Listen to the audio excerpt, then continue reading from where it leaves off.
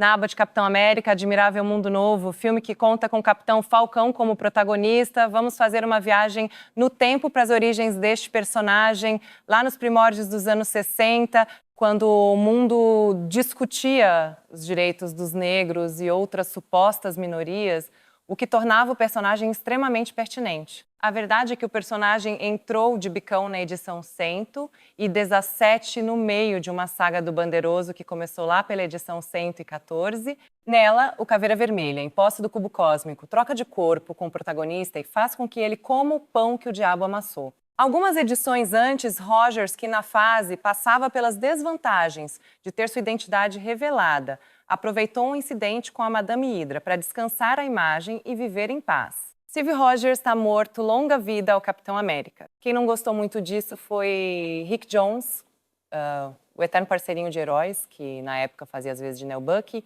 O garoto ficou mordido porque sabia que o herói não tinha ido de arrasta e não entendia a falta de comunicação. Sem saber que o Caveira Vermelha, que mais uma vez estava em posse do cubo cósmico, havia trocado de corpo com seu nêmese, ele não sossegou até encontrar seu ex-parceiro e levar um fora do vilão. O que parecia um fim se torna apenas um prólogo para um novo começo. No mesmo mês, ele se tornaria o sidekick do Capitão Marvel, com quem ele ficaria pelos próximos 5 anos. Arrisco dizer que, apesar de ter surgido no Hulk e ter passado na mão de vários personagens, sua ligação mais duradoura foi com o Guerreiro Kree e sua prole. O bom é que nenhum dos dois ficou solo por muito tempo.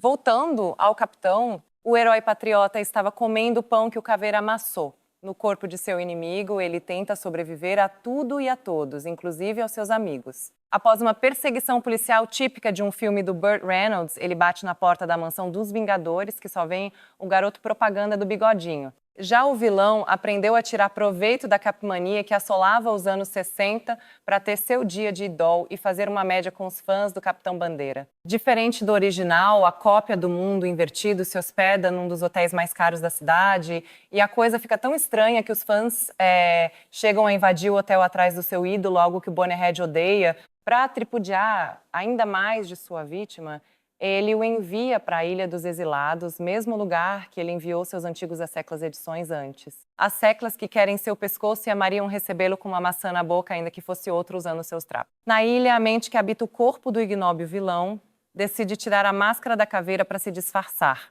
algo que deveria ter feito desde o primeiro momento, mas que se tivesse feito, a história não aconteceria. É conveniência de roteiro que fala, né? Voltando ao que interessa, nosso herói, que está entre o mar e a pedra, numa ilha do Haiti cercada de nazistas, recebe a ajuda do grande Salvador Negro. Surge Sam Wilson, um americano do Harlem que sempre foi chegado num passarinho, viajou até o Rio de Janeiro para comprar um e atendeu a um misterioso anúncio de jornal onde pediam treinadores de aves de rapina. Será que a receita para fazer um prisioneiro também é capaz de criar heróis? Anos depois, essa receita para se fazer um herói seria questionada. Ainda vamos falar disso, calma. Como o Capitão América achava que sim, os locais que viviam usando trapos tiraram um colante, sabe-se lá de onde, para vestir o passarinho verde. Os trajes do Falcão sempre foram feios, mas o primeiro é brega que só. E tinha aquele medalhão, coisa da época, né? Com a entrada do Falcão, a história que estava arrastada dá uma corrida boa e tudo se resolve em praticamente uma edição. Eles lutam, vencem os alemães e chamam a atenção do vilão, que até então estava ocupado com suas próprias falas, decide que acabar com a brincadeira e tira a dupla da ilha. Estamos falando de uma história dos anos 1960, quando o caldeirão cultural estava em plena abolição e o mundo já havia se livrado do bigodismo há pelo menos 20 anos. Dentro desse contexto, tanto o Caveira quanto o Capitão eram personagens datados fora de seu tempo, que representavam ideias empoeiradas. Naquele momento, para o americano médio, a verdade, a justiça e o modo americano eram tão interessantes quanto sua fotocópia alemã.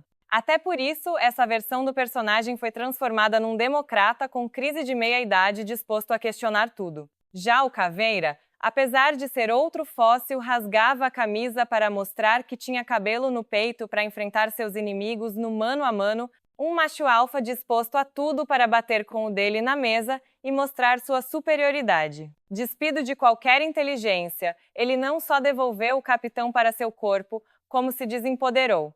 Dizem por aí que todo seguidor dessa filosofia é burro. Verdade ou não, ele certamente é. Podemos chamar isso de roteiro preguiçoso? É uma história de super-heróis, né? O bem vence o mal, espanto temporal. A história precisava acabar e ele jamais seria vencido de outra forma. O pior é que isso é um clichê da época. A lutinha final era de lei. No fim, o capitão venceu. O Falcão, que até então desconhecia a identidade do desconhecido que vinha defendendo com a própria vida, se surpreendeu. E todos terminaram felizes e contentes porque a Marvel finalmente tinha seu Sidney Poitier de colante. Um artifício para inserir o capitão em assuntos sociais pertinentes para a época. Se o Stan Lee conseguiu, é outra história, para outro momento. Se você reclama que a Marvel virou woke, é porque não conhece os primórdios da editora. A editora republicana sempre foi a distinta concorrente. E a imagem do Falcão seguiu alva como a neve, pelo menos até os anos 70, mas isso é assunto para nossa segunda parte. Bem, chegou a hora de passar o chapéu. Não se esqueça de deixar seu like, comentar e indicar para seus amigos. E se odiou, indique para os inimigos só de sacanagem. Até a próxima, se não for antes.